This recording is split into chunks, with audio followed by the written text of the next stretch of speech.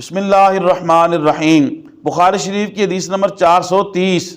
حضرت نافع کہتے ہیں کہ میں نے حضرت عبداللہ ابن عمر رضی اللہ تعالیٰ عنہما کو اونٹ کی طرف نماز پڑھتے ہوئے دیکھا اور انہوں نے کہا میں نے نبی صلی اللہ علیہ وسلم کو اس طرح کرتے ہوئے دیکھا ہے۔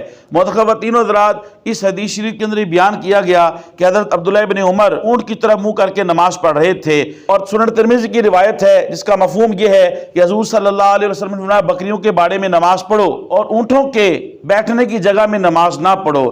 لہذا جہاں پہ حضور نے منع فرمایا کہ اونٹوں کے بیٹھنے کی جگہ پہ نماز نہ پڑھو، اس کا معنی یہ ہے کہ اونٹ کے شر کی وجہ سے یا اس کے ڈر کی وجہ سے یا اس کی نجاست دور تک جانے کے اندیشے کی وجہ سے حضور نے ارشاد فرمایا کہ اونٹوں کے بیٹھنے کی جگہ پہ نماز نہ پڑھو۔ لیکن اگر اونٹ سدائے ہوئے ہوں یا اونٹ مانوس ہوں اور جگہ بھی پاک ہو اور جو نماز پڑھ رہا ہے اس کو ڈر بھی نہ ہو یا باندھے ہوئے ہوں تو پاک جگہ ہو، تو اونٹوں کے باڑے کے ایک طرف جو پاک جگہ ہے جہاں پر ایسا کوئی ڈر نہیں ہے تو وہاں پہ نماز پڑھنے میں کوئی حرج نہیں ہے، جیسا کہ اس حدیث سے ثابت بھی ہے کہ حضرت عبداللہ ابن عمر رضی اللہ تعالیٰ عنہما آپ نے اونٹ کی طرح منہ کر کے نماز پڑھی۔ اس سے یہ بھی ثابت ہوا کہ سواری کو ستھرا بنانا یہ بھی جائز ہے۔